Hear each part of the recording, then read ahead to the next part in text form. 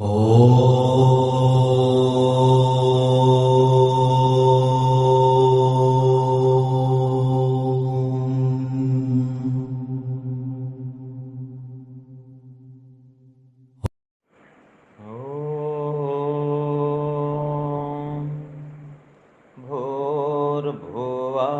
स्वः तत्सवितुर्वरेण्यं भर्गो देवस्य धीमहि धियो यो नः प्रचोदयात्।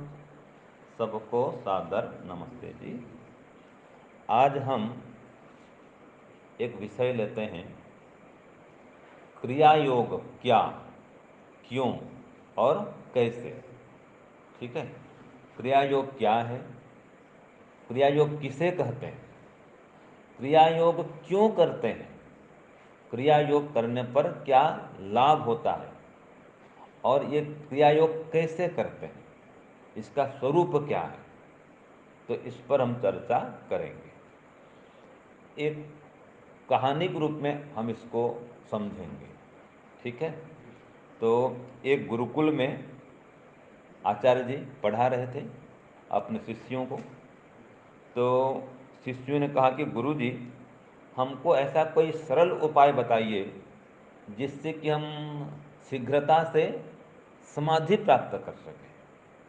ठीक है, हम शीघ्रता से मोक्ष में जा सकें, तो इसके लिए क्या उपाय है, कृपया आप हमको बताइए। तो गुरु जी ने कहा, अगर आप शीघ्रता से समाधि प्राप्त करना चाहते हैं तो क्रिया योग करें। क्या कहा गुरु जी ने? क्रिया योग करें। तो शिष्यों ने कहा, गुरु जी ये क्रिया योग क्या है? तो इसका उत्तर बोलिए, तपः स्वाध्याय ईश्वर प्रणिधानानि क्रिया योगः। तो गुरु जी ने ये सूत्र पढ़ दिया। तो शिष्यों ने कहा, गुरु जी हम तो समझे नहीं, ये क्या है? तो उन्होंने कहा, ये योग दर्शन के दूसरे पाद का पहला सूत्र है। क्या है ये? योग दर्शन के दूसरे पाद का पहला सूत्र है। तो सूत्र फिर से बोलते हैं, तपः स्वाध्याय ईश्वर प्रणिधानानि क्रिया योगः। तो इसको मैं सरल करके आपको बता रहा हूं, वाक्यों को जोड़ तोड़ करके। तो चार तीन तीन कामों को यहाँ पर क्रिया योग कहा गया है। तो गुरु जी ने कहा दिया, देखो, तप करना, स्वाध्याय करना और ईश्वर प्रणिधान करना, ये क्रिया योग है। हाँ जी, क्या है ये क्रिया योग? तप करना, स्वाध्याय करना और ईश्वर प्रणिधान करना, ये क्रिया योग है। तो फिर शिष्यों ने पूछा कि गुरु जी ये तप कैसे करें? अब हमारा तो इतना सामर्थ्य नहीं है अभी कि हम जंगल में जाएं, गुफा में बैठें और ये भूखे प्यासे नंगे पैर रह करके हम तप कर सकें। इतना सामर्थ्य तो अपने पास है ही नहीं। हम तो गांव में, नगर में रहने वाले हैं और जंगल में नहीं रह सकते।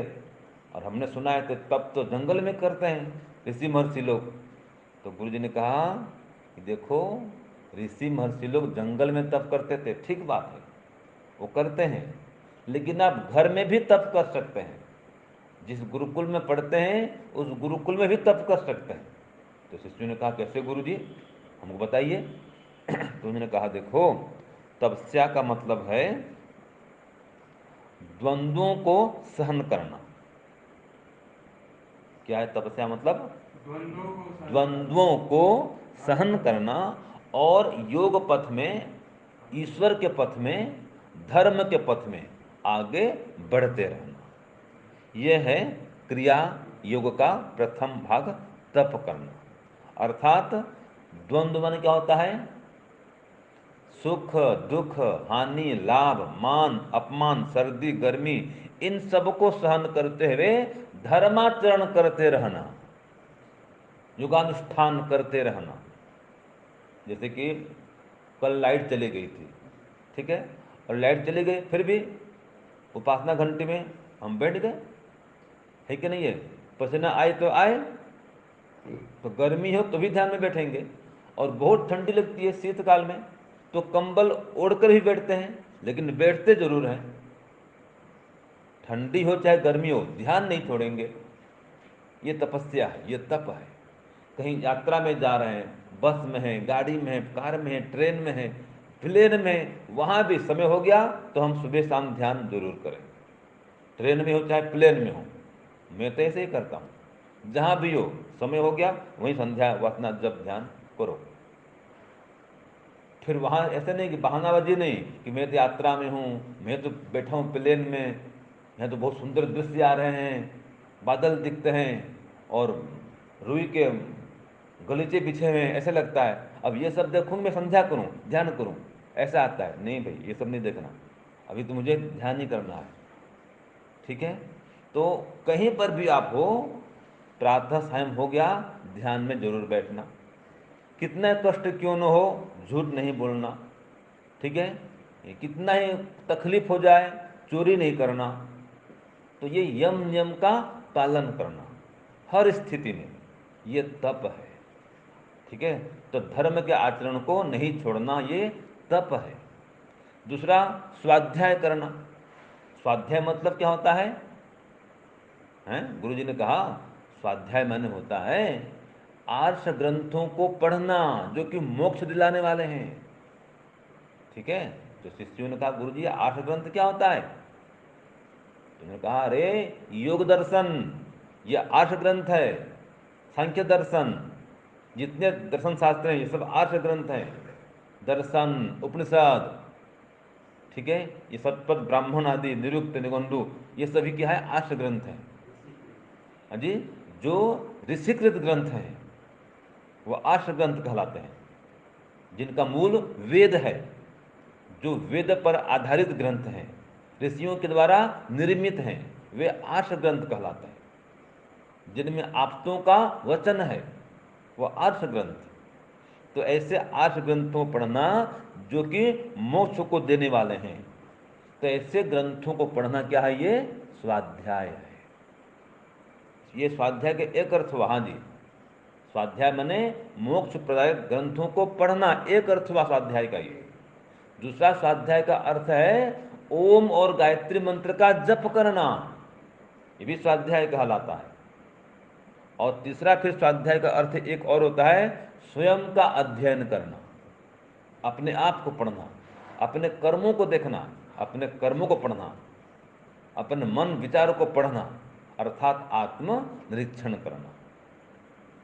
तो स्वाध्याय के 3 भाग हो गए, है ना? मोक्ष प्रदायक आर्ष ग्रंथों को पढ़ना, दूसरा ओम और गायत्री मंत्र का श्रद्धापूर्वक अर्थ सहित भक्ति भाव में डूब करके जप करना, और तीसरा अपने आप को पढ़ना, अपनी दिनचर्या का अवलोकन करना।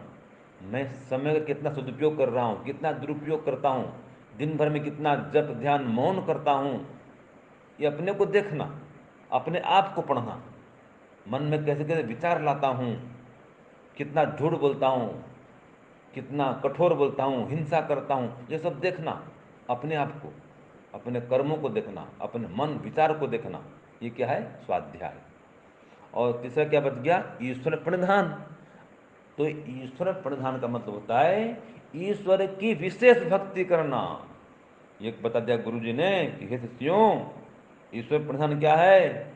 ईश्वर की विशेष भक्ति करना, अतिशय प्रेम से ईश्वर को अपने अनुकूल बनाना, उसकी भक्ति करते हुए, और हर काम करने के पहले ईश्वर का स्मरण करना, उसकी अनुमति से, उसकी आज्ञा से कार्य को आरंभ करना, और कार्य करते हुए भी बीच बीच में उसका स्मरण करते रहना, और कार्य के अंत में फिर उसका धन्यवाद करना कि हे परमात्मा, मैंने आपकी शक्ति से, आपकी सहायता से, आपसे प्राप्त ज्ञान विज्ञान के आधार पर मैंने यह कार्य किया है। इस कर्म को और इस कर्म के फल को भी मैं आपको समर्पित करता हूं। और सभी काम को कैसे करना? कि मुझे ईश्वर देख रहे हैं, सुन रहे हैं, जान रहे हैं, इस प्रकार से काम करना। तो ऐसी स्थिति बनाकर रखना, ये क्या है? ईश्वर प्रणिधान है। ईश्वर प्रति परम प्रेम रखना, भक्ति विशेष करना उसकी, उठते बैठते खाते पीते चलते फिरते हर काम करते ईश्वर का स्मरण करते रहना, ये क्या है? ईश्वर प्रणिधान है। तो इन तीनों कार्यों को क्या कहते हैं जी? क्रिया योग कहते हैं। तो ये क्रिया योग क्यों करते हैं? ये तप तप क्यों करते हैं? स्वाध्याय क्यों करते हैं? ईश्वर प्रणिधान क्यों करते हैं? तो शिष्यों ने कहा, गुरु जी ये तो हम समझ गए, तप स्वाध्याय ईश्वर प्रणिधान क्या है, ठीक है, नहीं, ईश्वर प्रधान क्रिया योग है, ये तो हम समझ लिए, लेकिन इसको करने पर हमें क्या लाभ मिलेगा? इतना तप करेंगे, स्वाध्याय करेंगे, ईश्वर प्रधान करेंगे, तो हमको मिलेगा क्या? हमें क्या लाभ होगा? शिष्यों ने फिर प्रश्न किया। तो क्या उत्तर दिया गुरु जी ने? देखो, अगर आप इस प्रकार से क्रिया योग करेंगे तो आपको समाधि की प्राप्ति होगी और आपके सभी क्लेश मिट जाएंगे। ठीक है, क्या उत्तर दिया गुरु जी ने? समाधि की प्राप्ति होगी और आपके सभी क्लेश मिट जाएंगे। तो फिर शिष्यों ने कहा, गुरु जी ये क्लेश क्या होता है? तो गुरु ने कहा, अरे क्लेश 5 होते हैं। ठीक है, कौन कौन से? अविद्या, अस्मिता, राग, द्वेष, अभिनिवेश, ये 5 क्लेश होते हैं। क्लेश का मतलब जो व्यक्ति को कष्ट पहुंचाते हैं, पीड़ित करते हैं, दुखी करते हैं, ठीक है, ये क्लेश कहलाते हैं। तो इन 5 क्लेशों का नाश होता है अथवा ये क्लेश तनु हो जाते हैं और फिर समाधि की प्राप्ति होती है। तो शिष्य ने कहा, गुरु जी क्या कोई इसका भी सूत्र है क्या? तो हाँ, क्यों नहीं है, जरूर है। तो योग दर्शन के दूसरे पाद का दूसरा ही सूत्र है। सूत्र क्या है बोलिए? समाधि भावनार्थ क्लेश तनु करणार्थश्च। हाँ, क्लेश तनु करणार्थश्च। हाँ, तो समाधि भावनार्थ और क्लेश तनु करणार्थश्च, ये सूत्र है दूसरा। स्पष्ट हो गया? तो गुरु जी ने कह दिया, देखो भाई, अगर आप क्रिया योग करेंगे, ये फायदा कि समाधि की प्राप्ति होगी, समाधि की उत्पत्ति होगी। तो कहा समाधि भावनार्थ, समाधि की उत्पत्ति के लिए, समाधि की प्राप्ति के लिए और क्लेशों को तनु करने के लिए, निर्बल करने के लिए, कमजोर करने के लिए ये क्रिया योग करना चाहिए।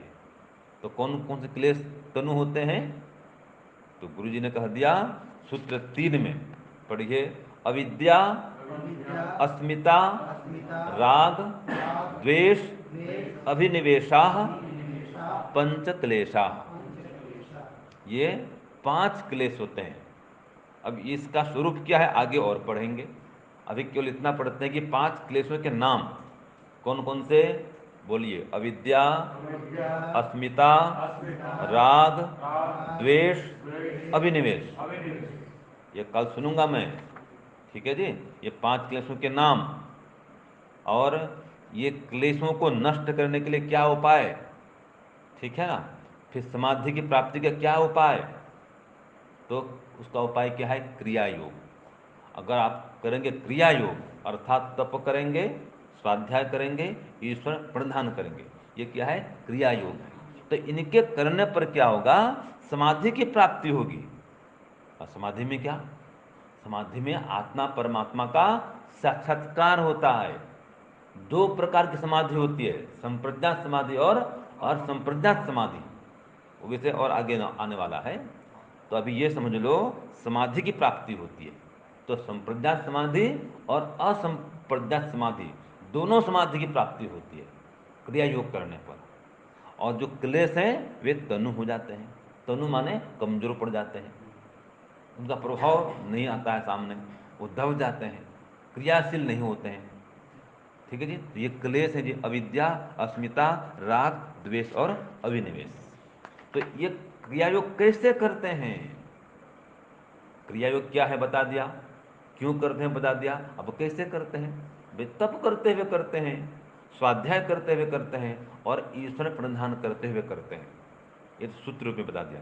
अब व्यवहार में कैसे करते हैं, इस क्रिया योग को कैसे आचरण में लाते हैं या क्रिया रूप में इसका अनुष्ठान कैसे करते हैं, तो इसका शुभारंभ करते हैं प्रातःकाल उठते ही। क्रिया योग कैसे करते हैं, प्रातः उठते ही संकल्प करके करते हैं। संकल्प करते हैं कि हे ईश्वर मुझको शक्ति दीजिए कि मैं आज दिन भर क्रिया योग की स्थिति बना के सब काम करूंगा। अर्थात कोई मुझे कितना ही बुरा भला कहे, मेरी निंदा करे, चुगली करे, मैं दुखी नहीं होऊंगा, मैं गुस्सा नहीं करूंगा, ये सहन करूंगा मैं। ये तप है ना जी, मान अपमान ये सहन करना तप है। तो कोई निंदा करे, चुगली कर दे, कोई कठोर बोल दे, कोई बुराई करे मेरी, कोई व्यंग्य कर दे, आजकल टोंट कसते हैं, टोंट क्या बोलते उसको, टोन कसना है, ताने मारना, हाँ ताने मारते हैं लोग। तो कोई ताना मारे, कोई निंदा करे, चुगली करे, कठोर बोले, अपमान करे, झूठा आरोप लगाए, अफवाह फैलाए, कुछ भी करे, मैं सम शांत रहूंगा। ये तप है, ये संकल्प करें।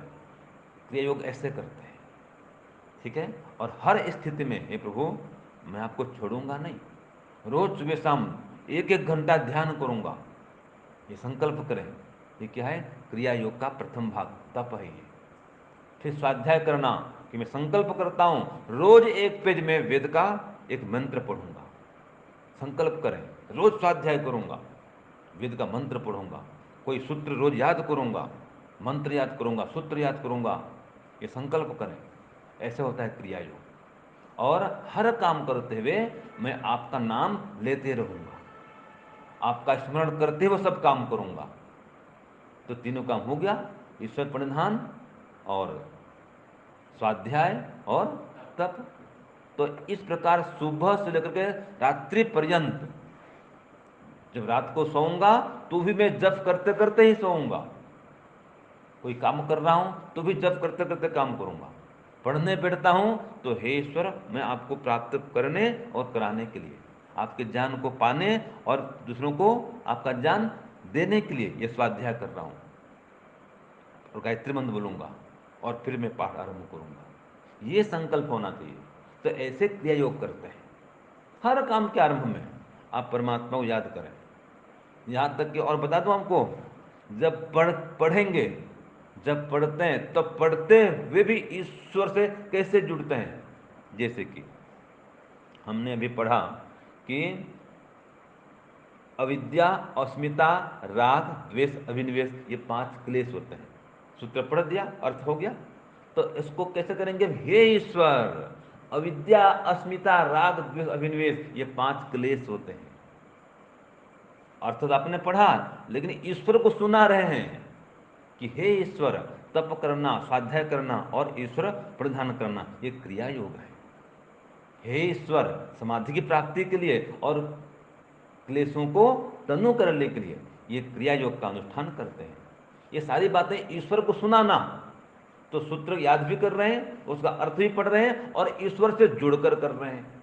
तो आपका पढ़ना भी हो गया क्रिया योग, ईश्वर से जुड़ के आप पढ़ रहे हैं। मैं जब लिखता था ना सूत्रार्थ भी रोजड़ में, तो सूत्रार्थ लिखता तो उसके ऊपर लिखता था हे प्रभु, बस पहले हे प्रभु और ये तप स्वाध्याय ईश्वर प्रधान क्रिया योग है। हर सूत्रार्थ में मैं हे प्रभु लिखता था, तो ईश्वर से जुड़ गया मैं।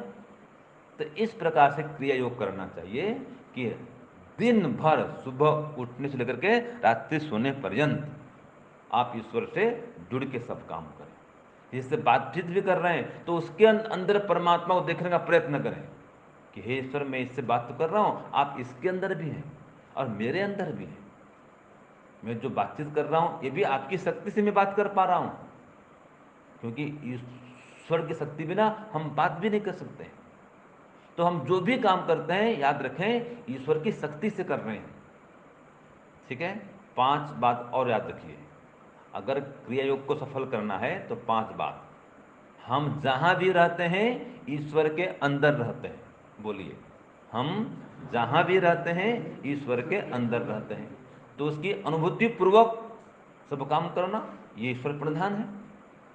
ये प्रथम दूसरा, हम जो कुछ भी करते हैं ईश्वर की शक्ति से करते हैं, उससे प्राप्त ये शरीर मन इंद्रियों से सब काम करते हैं। तो हम जो कुछ भी करते हैं ईश्वर की शक्ति से करते हैं, अपना कुछ भी नहीं है, सब कुछ ईश्वर से प्राप्त है, ऐसा मान के सब काम करना। और फिर कर्म करके उसको अर्पित कर देना कि मुझे इसका कोई लौकिक फल नहीं चाहिए, मैं आपको प्राप्त करने और कराने के लिए ये काम को संपन्न किया। और तीसरा है, हम जो कुछ भी देते हैं ईश्वर की वस्तु को ही देते हैं। हम दे रहे हैं ना, ज्ञान दे रहे हैं, पढ़ा रहे हैं, या कोई दान देता है, अभिमान करता है कि मैं इतना दानी हूँ, मैं इतना विद्वान हूँ, तो अपना कुछ भी नहीं है। जो कुछ भी किसका है? परमात्मा का है। तो जो कुछ भी देते हैं परमात्मा की वस्तु, उसके ज्ञान को ही देते हैं। और जो कुछ भी लेते हैं वो ही परमात्मा की ही वस्तु को लेते हैं, ठीक है। और जिसके साथ वे लेन देन करते हैं वो ईश्वर का ही पुत्र होता है। इन 5 बातों को याद रखकर काम करेंगे, आपका ईश्वर प्रधान बना रहेगा, अभिमान भी नहीं आएगा और कभी हताश निराश भी नहीं होंगे, तो संकुचित भावना भी नहीं आएगी। भाई कोई हमको दे रहा है तो ठीक है, किसका माल दे रहा है? हमारे पिताजी का माल दे रहा है, वो ईश्वर हमारे पिताजी हैं, उसका माल दे रहा है, हम ले रहे हैं तो अब ईश्वर के माल को ले रहे हैं, ये भाव से लेंगे हम, और लेकर के हम भी फिर बांटेंगे उसको, क्यों? सामान तो ईश्वर का है, ज्ञान ईश्वर का है। तो इस प्रकार से क्रिया योग करना चाहिए। ये क्रिया योग करने का स्वरूप बता दिया। तो क्रिया योग क्या है हमने समझा, क्यों करते हैं और कैसे करते हैं।